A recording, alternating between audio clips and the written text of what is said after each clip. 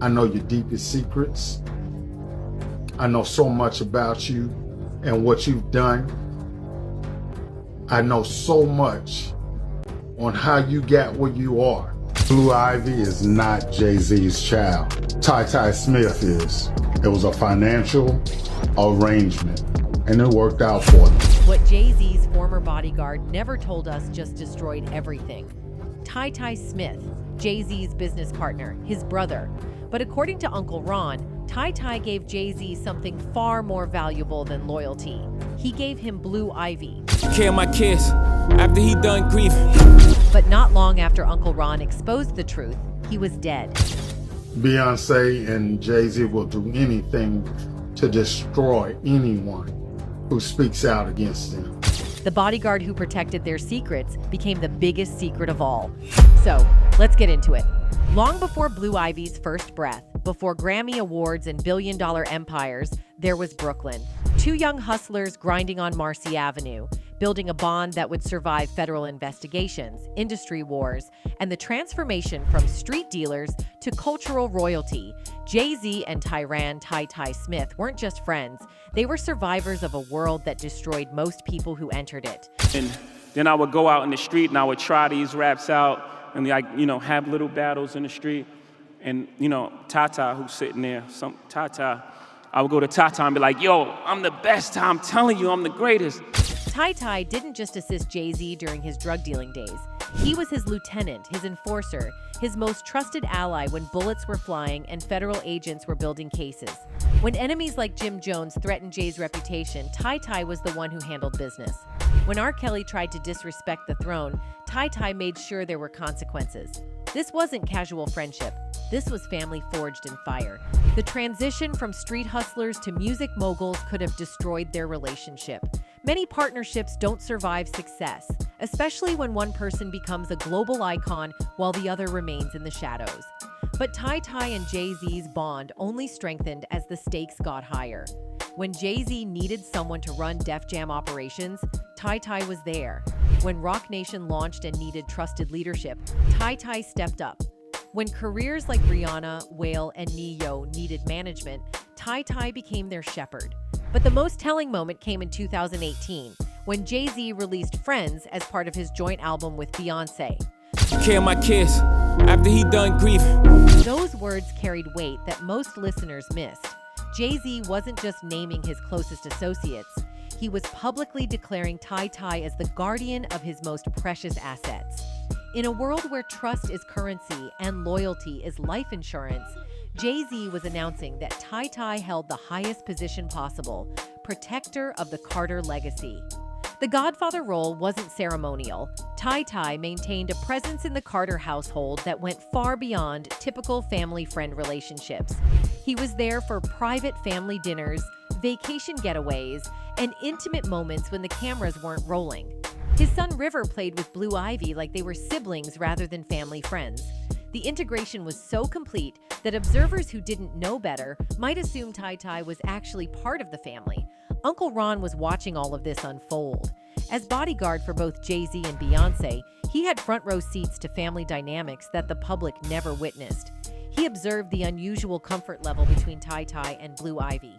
He noticed how naturally she gravitated toward him, how immediately she responded to his presence, how obviously she preferred his company to that of other adults in their circle.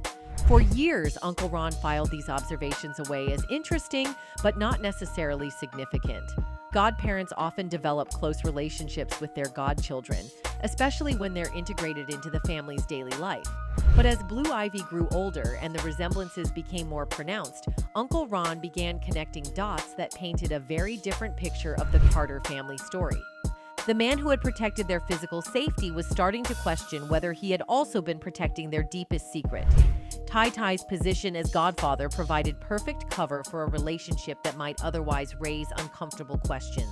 His constant presence in Blue Ivy's life could be explained as devotion to his godfather duties rather than biological connection.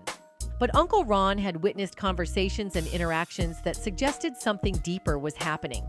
Private moments when Tai Tai's comfort with Blue Ivy exceeded what godfather relationships typically allow, behavioral patterns that indicated familiarity beyond learned social dynamics, and most damning of all, physical resemblances that couldn't be explained by friendship or environmental influence.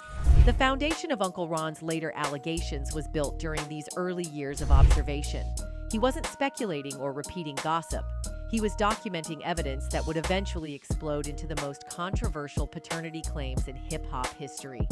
According to Uncle Ron's explosive testimony, Blue Ivy Carter's birth certificate tells only half the story. The other half involves a transaction that transformed Jay-Z from successful rapper to Dynasty patriarch, Beyonce from solo artist to cultural royalty, and Tai Tai Smith from loyal friend to secret biological father.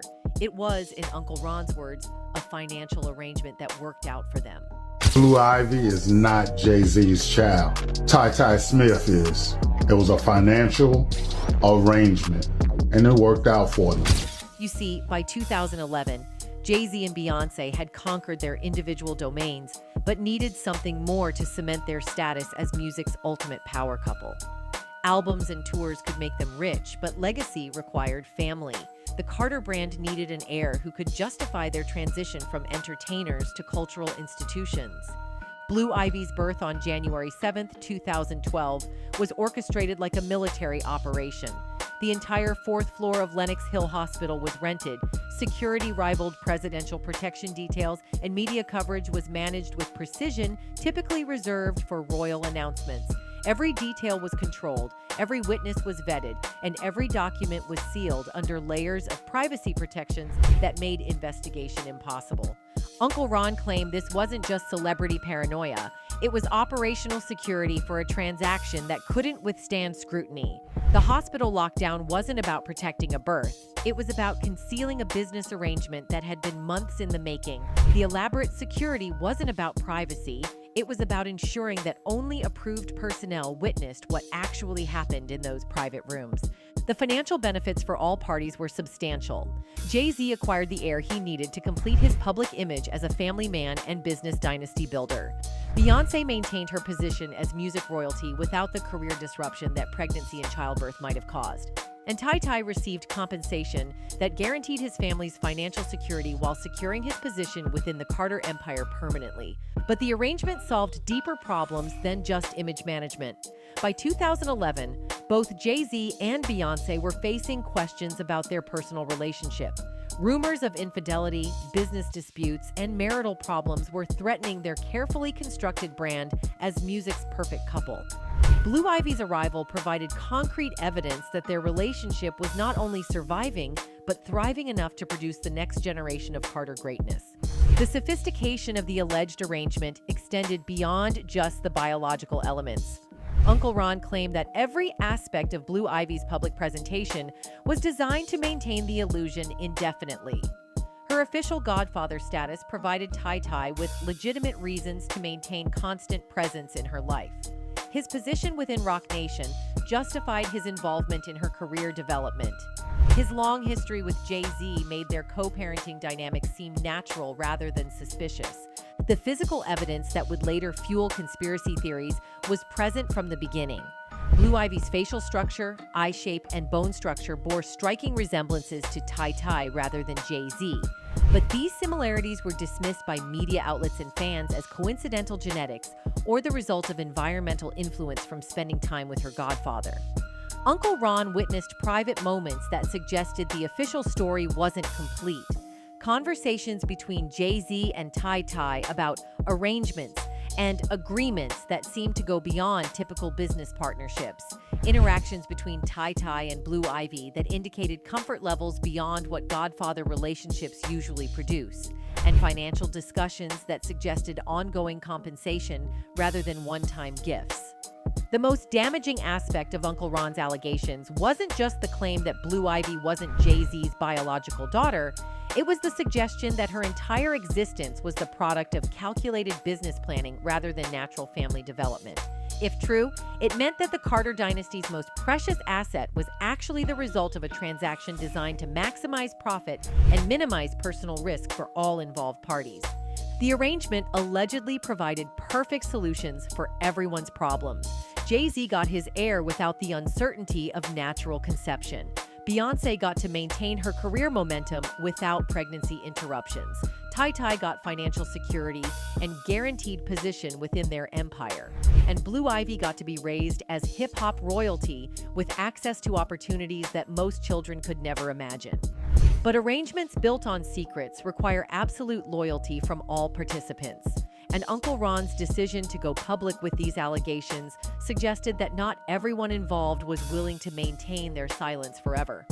At 9 years old, Blue Ivy Carter made history by becoming one of the youngest Grammy winners ever, snatching the award for Best Music Video for Brown Skin Girl.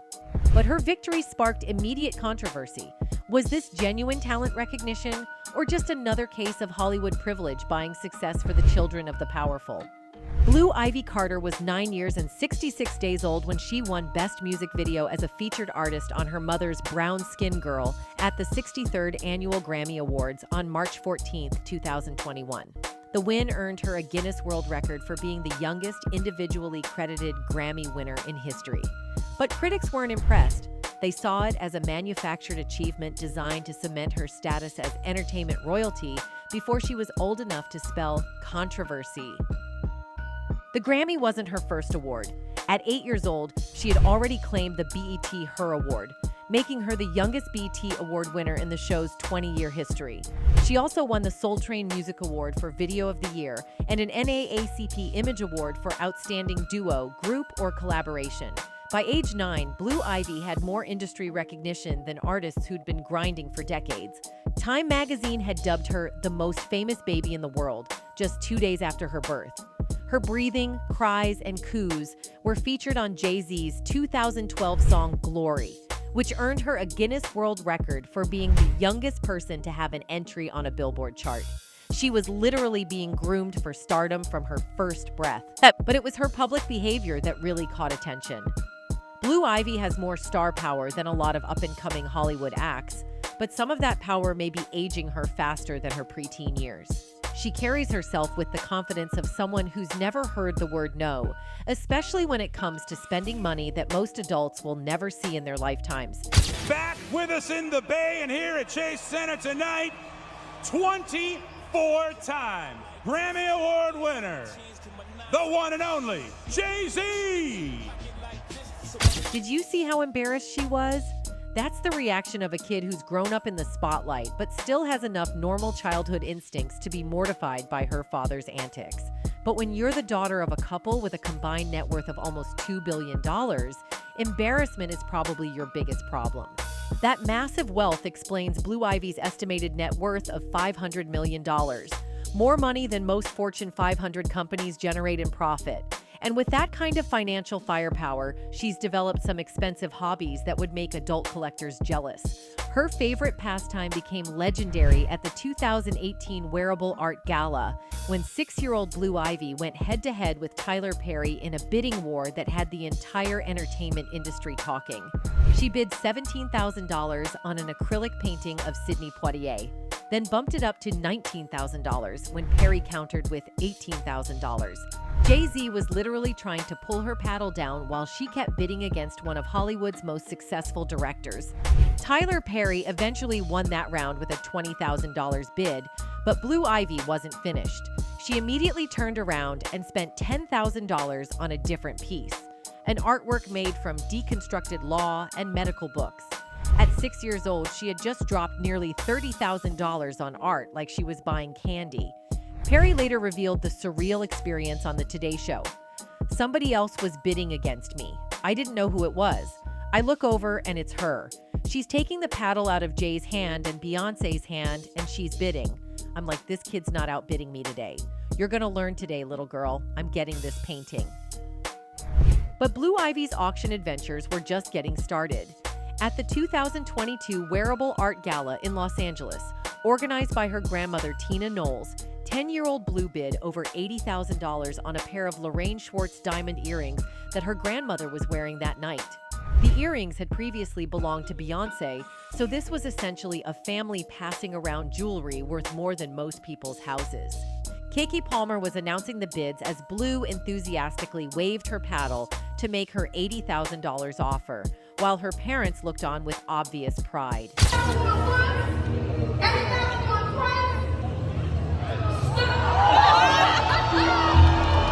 Eventually, Blue was outbid by Monique Rodriguez and her husband Melvin, founders of Miel Organics, who took the earrings for $105,000. But the fact that a 10-year-old was casually dropping 80 grand on jewelry while her parents cheered her on said everything about how the Carter family operates. These auction performances weren't just cute childhood moments. They were carefully orchestrated displays of wealth and power, designed to establish Blue Ivy as entertainment royalty from the youngest possible age. Every bid, every award, every public appearance was building towards something bigger, positioning her as the heir to an empire worth billions. Star Jones, who hosted the 2018 auction, made it clear that Blue's participation wasn't spontaneous. Her mother and father have been talking about how you gather art, and that is a big deal for African Americans. This wasn't a child playing with daddy's money. This was systematic education in how power operates in America.